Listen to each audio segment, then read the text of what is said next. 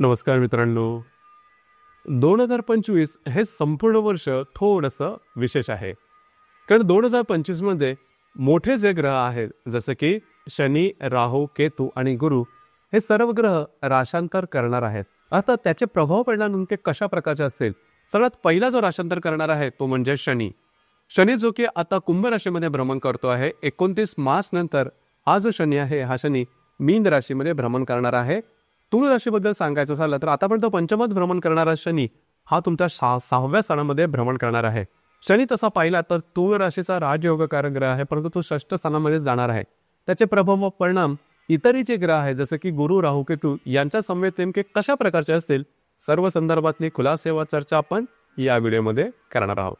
तर आता जसं सांगितलं की शनी जो ग्रह आहे हा तुळ राशीचा राजयोगकारक ग्रह आहे, कारण तो चतुर्थेश आहे, पंचमेश आहे आणि तो आता गेल्या जवळजवळ 2.5 वर्षापासून तुमच्या पंचम स्थानात अत्यंत शुभफलदायी अशा स्थानात भ्रमण करत होता. अर्थात त्याचे काही चांगले अनुभव तुम्ही निश्चित घेतलेले असेल.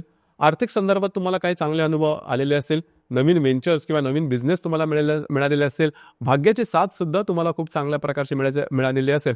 थोडंसं संततीच्या बाबतीमध्ये गोष्टी थोड्याशा वेगळ्या झालेल्या असेल. म्हणजे तुमच्या अपेक्षेप्रमाणे संतती वेगळी वागणं, त्यांच्या आयुष्यात थोडेसे चुकीचे काही निर्णय घेतले जाणे आणि त्यांच्या आयुष्यात थोडंसं अपयश येणं, अशा प्रकारचे काय अनुभव घेतलेले असेल. परंतु तुम्हाला स्वतःला वैयक्तिकदृष्ट्या हा जो शनी आहे हा शनी बऱ्याच प्रमाणात शुभफलदायी त्याचे अनुभव तुम्हाला मिळालेले असतील. मात्र आता जो शनी आहे हा शनी 6व्या स्थानामध्ये तुमच्या भ्रमण करतो आहे आणि जे 6वं स्थान आहे ते रोग आणि शत्रूचं मानलं जातं. अर्थातच अशुभ अशा प्रकारचं हे स्थान आहे.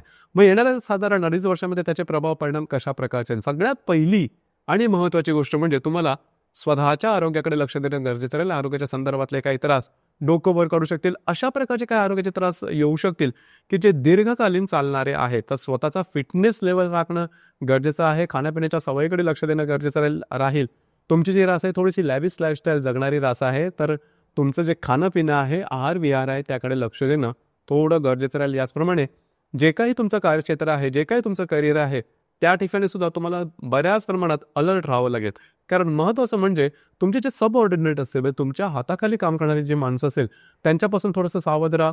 ऑफिस पॉलिटिक्स सारखे काही अनुभव तुम्हाला या दरम्यान येऊ शकतील. थोडंसं अलर्ट राहणं गरजेचं राहील.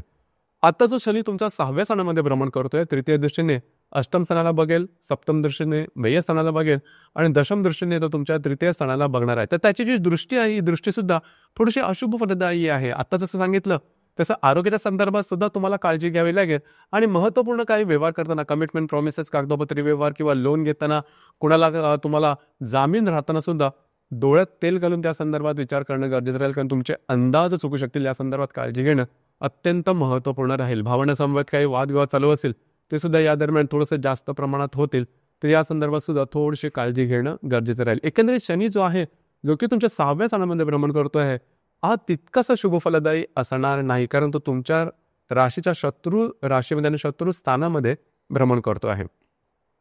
इथे दुसरी महत्त्वाची गोष्ट म्हणजे जो राहू ग्रह आहे हा राहू ग्रह सुद्धा तुमच्या 6व्या स्थानामध्येच भ्रमण करतो आहे आणि हा जवळजवळ 18 मे नंतर तुमच्या पंचम स्थानामध्ये भ्रमण करतो आहे. तर राहूच्या संदर्भात सुद्धा गेल्या 1.5 वर्षामध्ये तुम्ही थोडे अनुभव घेतलेले असतील की आरोग्याच्या संदर्भातले अचानकपणे असे काही त्रास डोकं वर काढलेले असेल की ज्याचं रिझनिंग झालेलं नसेल, कारण समजलेलं नसेल आणि ज्यावेळेस हा त्रास किंवा ज्यावेळेस ते आजाराने डोकं वर काढलं असेल त्यावेळेस थोडीशी विचित्र अशा परिस्थितीला तुम्हाला सामोरं जावं लागलं असेल. अर्थात हा जो राहू आहे हा राहू साधारण आता सांगितल्याप्रमाणे 18 मे नंतर तुमच्या पंचम स्थानात भ्रमण करतो. म्हणजे एक गोष्ट महत्त्वाची आहे की तुमच्या 6व्या स्थानामध्ये 29 मार्च ते जवळजवळ 18 मे या दरम्यान 2 महत्त्वपूर्ण ग्रह, मोठे ग्रह, पापग्रह असणारे शनी आणि राहू.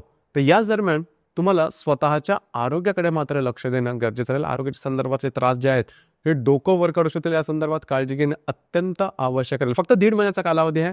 त्या दरम्यान आरोग्य आणि जे तुमचं कार्यक्षेत्र आहे त्या संदर्भातले कुठल्याही प्रकारचे निर्णय छोटे किंवा मोठे घेऊ नका. जर का तुम्ही घेतले तर त्याचे परिणाम तुम्हाला येणाऱ्या 2-2.5 वर्षामध्ये भोगावे लागू शकतील. गुरुग्रहाबद्दल सांगायचं झालं तर गेल्या साधारण 10-11 महिन्यापासून गुरु जो ग्रह आहे तुमच्यासाठी फेवरेबल नाही आहे. तुमच्या अष्टम स्थानामध्ये भ्रमण करतोय, शत्रू राशीमध्ये भ्रमण करतोय. त्या संदर्भातले सुद्धा तुम्ही अनुभव घेतलेले म्हणजे कामं पेंडिंग राहणं, कामं पूर्णत्वाला न जाणं आणि समोरची माणसं थोडीशी वेगळी राहणं, अशा प्रकारचे अनुभव काही घेतलेले असेल. आरोग्याच्या संदर्भातले सुद्धा त्रास त्यांनी दिलेले असेल. परंतु काळजी करू नका. गुरु जो ग्रह आहे हा साधारण 14 मे नंतर तुमच्या भाग्यस्थानामध्ये भ्रमण करतो आहे आणि त्याचे खूप चांगले अनुभव तुम्हाला मिळतील. खास करून तुमचं कॉन्फिडन्स, एनर्जी लेवल खूप चांगल्या प्रकारचे दिसून येतील. थोडंसं धार्मिक आध्यात्मिक मार्गामध्ये तुम्ही राहाल आणि सगळ्यात महत्त्वाचं म्हणजे पेशन्स जो आहे हा तुमच्यामध्ये खूप चांगल्या प्रकारचा दिसून येईल. आणि दुसरी महत्त्वाची गोष्ट म्हणजे अडकलेली जी तुमची कामं आहेत ती योग्य प्रकारे मार्गी लागू शकतील. तर जरी शनी तुमच्या विरोधात असला तरी सुद्धा गुरु जो ग्रह हा गुरुग्रह साधारण मे महिन्यापासून तुमच्यासाठी फेवरेबल असणार आहे, त्याच्यामुळे काळजी करू नका. परंतु गोष्टी महत्त्वाची हीच आहे, आरोग्याकडे लक्ष द्या आणि जे तुमचं कार्यक्षेत्र असेल त्या संदर्भातले मोठे निर्णय घेऊ नका. आणखीन एक महत्त्वाची गोष्ट म्हणजे ज्यांचा जन्म 15 मार्च ते जवळजवळ 15 एप्रिलपर्यंतचा आहे, त्यांना येणाऱ्या 2.5 वर्षामध्ये स्वतःच्या आरोग्याच्या संदर्भातली काळजी घेणं गरजेचं राहील. कार्यक्षेत्राच्या संदर्भामध्ये कुठल्याही प्रकारचे चुकीचे निर्णय घेऊ नका. लगेचच्या लगेच सांगायचं झालं तर साधारणतः ज्यांची जन्मतारीख 15 मार्च ते जवळजवळ 20 मार्च दरम्यान आहे, त्यांना स्वतःच्या आरोग्याच्या संदर्भातले थोडेसे टोकाचे निर्णय अनुभव येऊ शकते. काळजी घ्या, कारण हे जे ग्रहण आहेत हे ग्रहण सुद्धा म्हणजे आता जे होणारे ग्रहण आहेत हे सुद्धा तुमच्या षष्ठ आणि व्यय स्थानांमध्ये त्याचा प्रभाव दिसणार आहे. त्याच्यामुळे आरोग्याचा संदर्भ राहील. कोणाला जामीन राहणं, पैसे लोन वगैरे घेणं अशापासून काळजी घेणं अतिशय महत्त्वपूर्ण राहील. कार्यक्षेत्राच्या संदर्भात सुद्धा अलर्ट राहणं गरजेचं राहील.